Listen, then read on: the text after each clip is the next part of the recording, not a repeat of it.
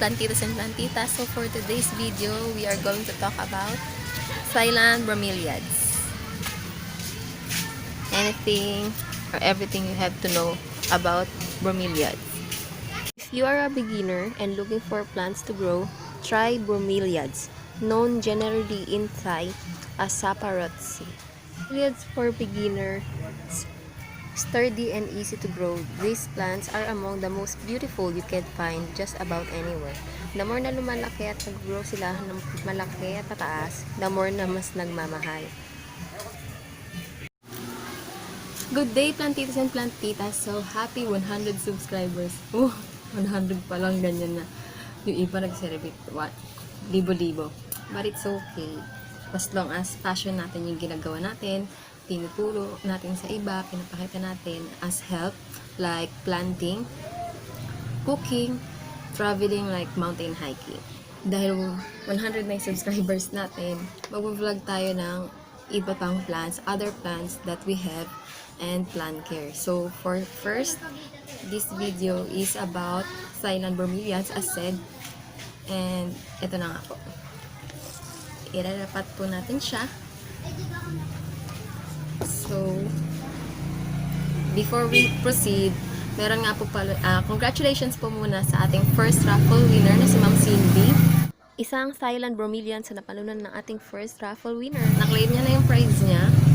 And we have second raffle prize which is nag-level up na kasi with grocery items. And 4 na po yung mananalo. May 3 consolation prize ng plants. And yung grand prize na grocery items with plants as well.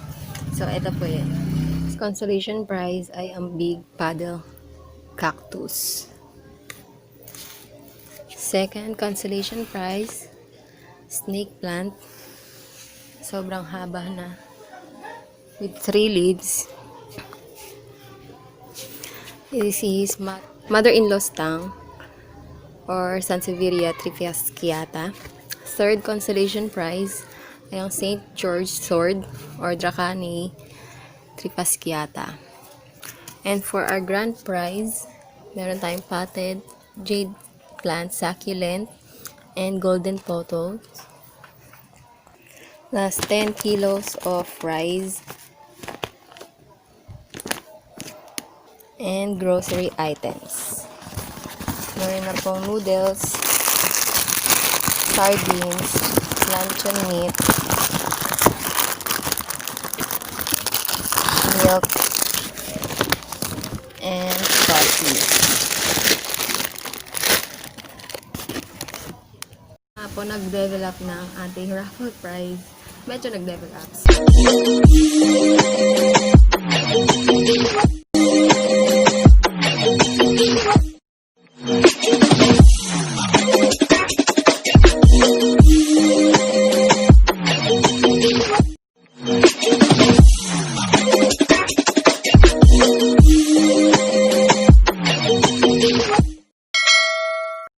Going back to our topic, silent bromeliads.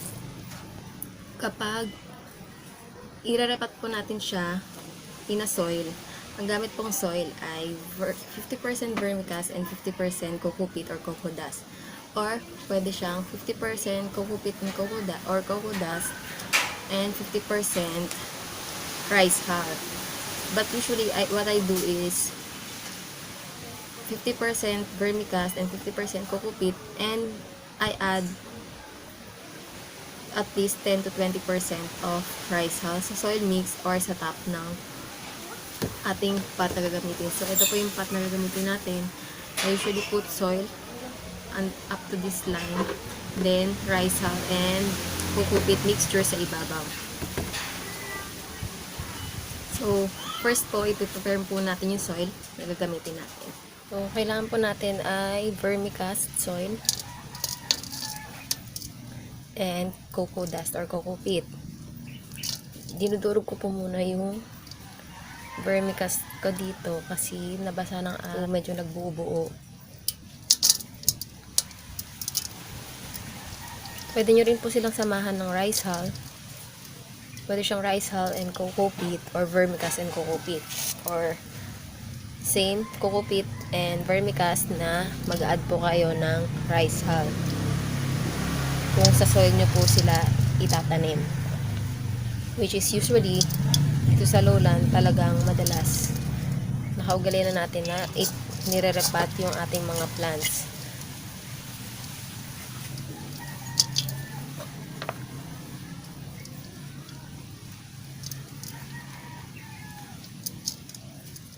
So, prepare lang po tayo ng enough soil para sa ating ire-repat na bromeliads.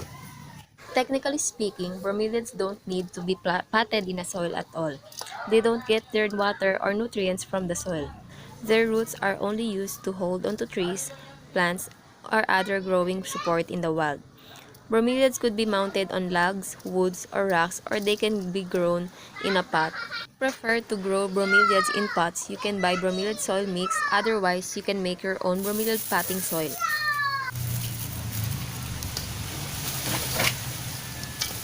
So, okay na po itong vermicast nito. Now we'll add cocoa dust or cocoa peat.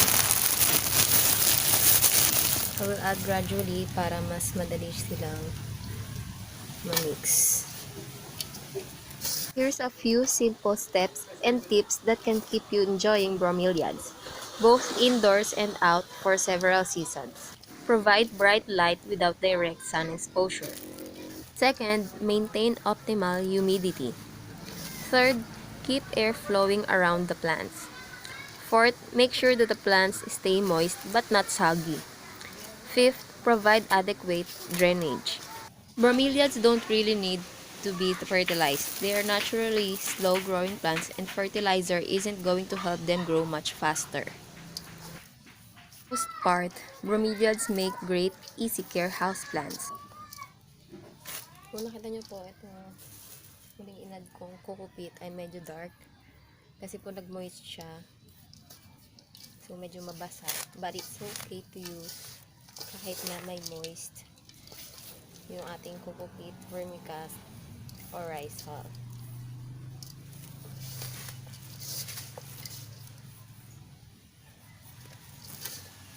Usually po nag-add ako ng rice hull sa may bandang upper part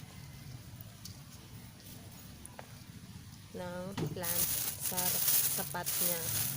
But you can also add it sa pinaka soil mix na din, so that they can retain water. Bromeliads are unique plants that can make gorgeous additions to any indoor plants collection.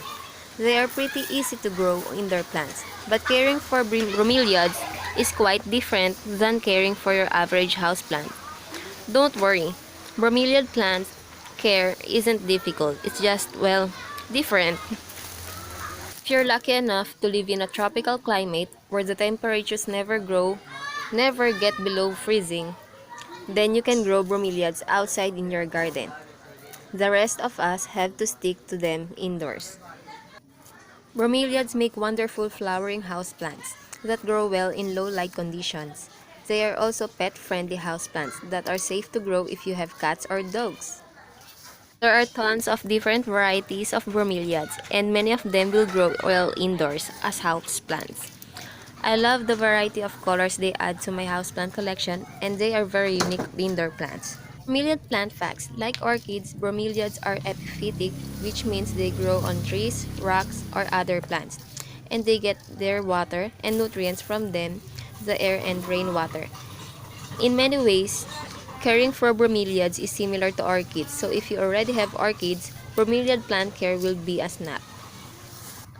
Unlike most plants, they don't get their nutrients from their roots. Their roots are what they use to attach themselves to growing support. Some types of bromeliad types can be difficult to grow as houseplants because they like humidity and can dry out too quickly in the average home.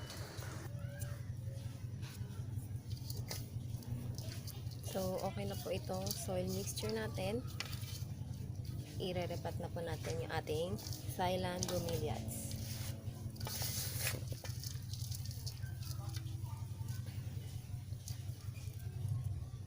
We are done preparing our soil first.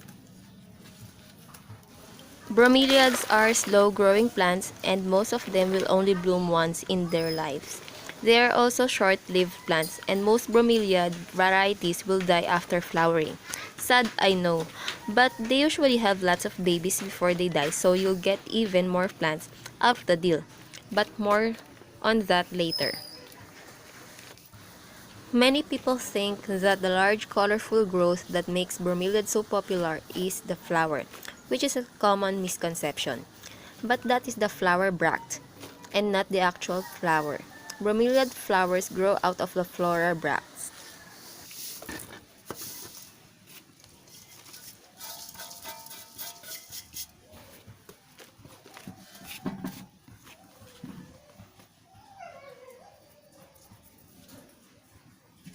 As you can see po, ito po yung ating soil na nasa pot. I just put a hole or dig a hole sa pagpapestuhan natin ng ating bromeliads. So, i-remove lang po natin siya from pot. Pinagkuhanan.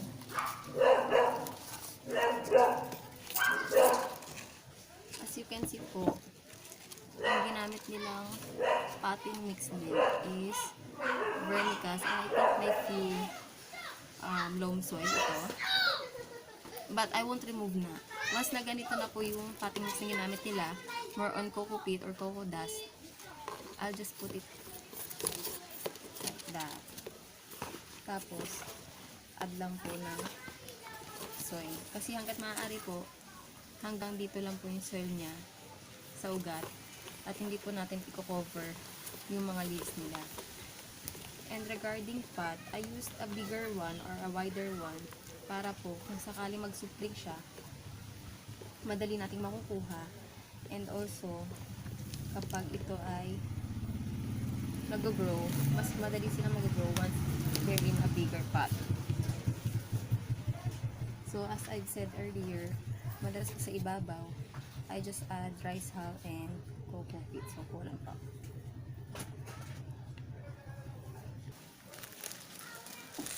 So, I'll just put coco peat around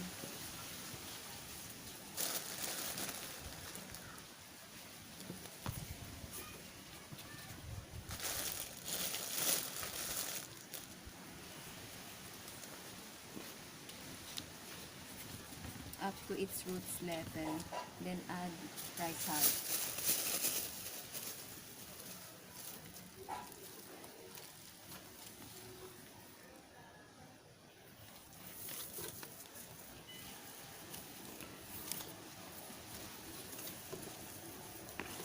Then mix lang po ng konti para maghalo yung rice hull and coco peat.